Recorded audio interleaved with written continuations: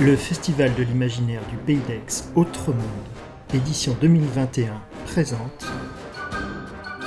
Amère Chimère, un feuilleton podcast en 4 épisodes par Vincent Corlet et Georges Fauveau. Épisode 1, Conflit d'espèces.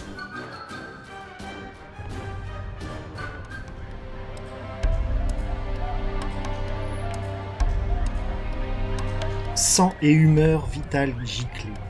C'était une émeute spéciste, en plein Paris 2086. Elle virait au carnage, manu militari. Les deux camps étaient aussi coupables l'un que l'autre. Toutes races et convictions confondues, des humains s'étaient lancés contre les récents immigrés venus d'autres mondes. La disparition subite de 4 ou 5 gamins, la nuit précédente, avait mis le feu aux poudres. Une horde de Parisiens des bas quartiers avait pris d'assaut le bidonville des parias de l'imaginaire. Accusés des rites impies et de sacrifices humains, ils survivaient dans un campement méphitique, façon Donjons et Dragons, pour hard gamers adeptes du Lotus Noir. Emmenés par des mafras de Cour des Miracles, la lie de la société humaine s'entretuait avec les ordures des royaumes féeriques, pour une progéniture délaissée, des prérogatives glauques, des privilèges rances, des trafics vénéneux et des territoires funestes. Poignards de plongée et rasoirs s'escrimaient contre griffes et crocs, insultes interlopes lancées contre grognements et malédictions horrifiques. Femmes, hommes et ados contre gnomes chassieux, orques tuberculeux, gnomes vindicatifs et autres monstres errants de pacotille. Ou presque. Certains en lambeaux civils d'ici, d'autres encore dans leurs haillons barbares, comme s'ils venaient de surgir d'ailleurs impossibles dans cette banlieue de misère. Soudain, des détonations sèches et sporadiques déchirèrent la rumeur violente de l'émeute spéciste. Le crâne d'un gobelin explosa alors qu'il arrachait la gorge d'un père de famille décati, armé d'une barre de fer. Les balles de 9 mm, tirées par un des dealers prépondérants de cette zone, déchiquetèrent encore 2 ou 3 autres monstres. Ce fut le signal d'action pour l'autorité légale. Une escadre d'étranges chevaliers noirs surgit de nulle part. Clonés, véloces, ils fondirent sur la mêlée sauvage, dispersant les ennemis pas encore héréditaires à grands coups de matraques électriques et de rasades de gaz poivré. Les spadassins de la BAEP, la Brigade anti-émeute de Paris, étaient invincibles dans leurs fines armures ergonomiques de Kevlar anatomique. Elles protégeaient leur corps de chair et leurs précieux exosquelettes en titane allégé et microprocesseurs à un plan musculaire bio-ionique. Toutes ces merveilles technologiques sécuritaires étaient produites en exclusivité par Ultartech Corp. Une silhouette incertaine, bestiale et trapue, avec de grandes ailes de chiroptère, surgit du fond du campement barbare. Elle dégageait énormément de chaleur.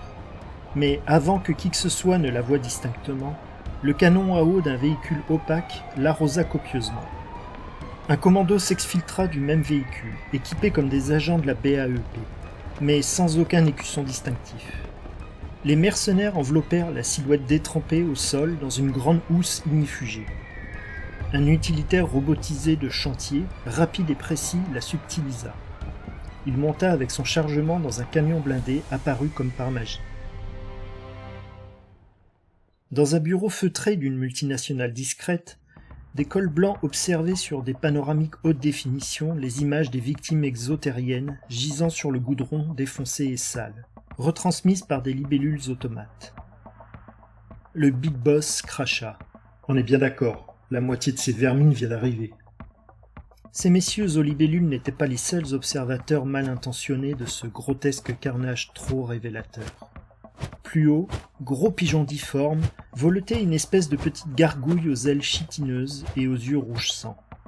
Et plus haut encore, planait un faucon d'adamantium, contrefaçon d'un drone high-tech de Ultartech Corp, sans estampille aucune. Un espion, sans doute venu du côté d'où le soleil se lève, de la très sainte Russie oligarque et mafieuse, restaurée par le tsar Poutine Ier en 2022, pour se dresser contre l'Europe ramollie, trop soumise à son goût au terrorisme politique, idéologique et religieux, et contre son ogre turc. Au début, entre l'euphorie de la victoire et l'émerveillement devant l'improbable, tout avait été, comment vous dire, magique. Un déferlement aussi fantastique que fantaisiste de démons et de merveilles pour combattre une invasion d'aliens céphalo-esclavagistes. Ces renforts héroïques avaient été excavés des imaginaires des résistants, connectés à la machine à asservir des aliens. Héritière de Ultar Tech Corp et ingénieuse de génie, Pauline Clockwork avait trafiqué l'engin avec ses complices. Leur adrénaline et leurs endorphines avaient généré leur propre armée imaginaire mais bien incarnée, avec dans les principaux rôles de gigantesques papillons d'or et de turquoise aux ailes rasoirs. Une cavalcade de valkyries puissantes, blondes et ravageuses, montées sur de véritables chevaux vapeurs faits d'orichalque et d'ivoire. Des Highlanders, des Tuatha de Danann et des enchanteurs.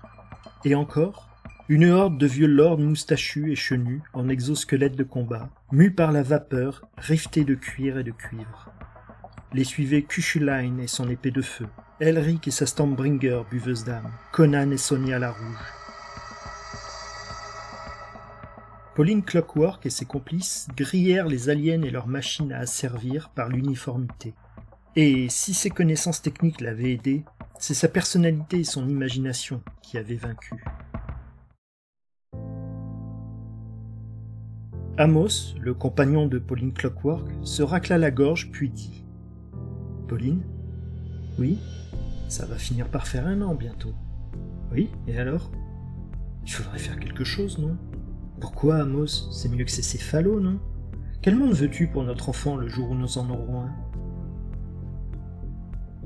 Dans le ciel de Paris, les papillons mécaniques paradaient avec les Valkyries. Des ladies steampunk sillonnaient les rues sur des machines infernales. De vieux lords en armure chointante faisaient la circulation au passage clouté. Et finalement, ce n'était pas si mal. Au début. Une fois de plus, la province enviait Paris qui s'arrogeait toute la magie de la France. Et puis, on s'aperçut qu'il n'y avait pas que des preux spadassins et de bonnes fées qui s'étaient incarnés depuis les nulle part sollicités. Et puis ça commença même à frictionner entre les humains et les gentils. Pas les mêmes références, pas les mêmes habitudes, pas les mêmes aspirations. Dans le cœur de certains alliés se développa un spleen de Paris qui fit fleurir quelques fleurs du mal, du pays. Des héros virèrent au bougon et à l'agressif, sous les assauts d'une dépression, limite bipolaire. Des psys opportunistes en mal de psychanalysés humains s'étaient rapidement spécialisés dans les créatures imaginaires bien réelles. Ils baptisèrent ce syndrome la nostalgie des origines. De plus en plus d'immigrés de l'imaginaire souffraient de ne pouvoir retourner dans leur chez-eux, fantasmé qui n'avait jamais existé. Force fut aussi d'admettre qu'une engeance malhonnête et malfaisante s'était infiltrée dans Paris à la faveur de la salvatrice symphonie fantastique. Et la province, morose, si snobée, commença à attirer les Parisiens argentés comme un havre de paix très convoité. Mais maintenant, plus personne dans les belles régions tranquilles ne voulait de ces réfugiés condescendants à l'accent pointu. La rumeur les accusait de charrier dans leur sillage hypocrite mauvais œil et mauvais sort indicibles, ainsi que virus et bactéries inconnues et intraitables contractés dans les promiscuités honteuses avec des entités obscènes d'outre-monde. Mais il y avait encore plus grave, une rumeur. Du moins, Pauline ne voulait pas y croire autrement. De fielleuses créatures continueraient de s'infiltrer clandestinement dans Paris depuis le grand nulle part. Et bien sûr, pas de celles des meilleures espèces. Amos voulut y revenir. « Pauline, je sais que tu ne veux pas en entendre parler, mais comment te dire ? Tu sais, il y a cette inquiétude qui tourne à la paranoïa dans la population. » Pauline s'exclama avant qu'il pût terminer. « C'est n'importe quoi, Amos. Ceux qui sont déjà là sont issus de nos imaginaires, au travers du portail. Leur monde n'existe pas, le portail est fermé. Nous ne l'alimentons plus avec nos imaginaires. » Excédée, elle martela. « Ces mondes n'existent pas, personne ne peut plus en venir. Les sources technologiques en sont taries. Quant à y retourner... »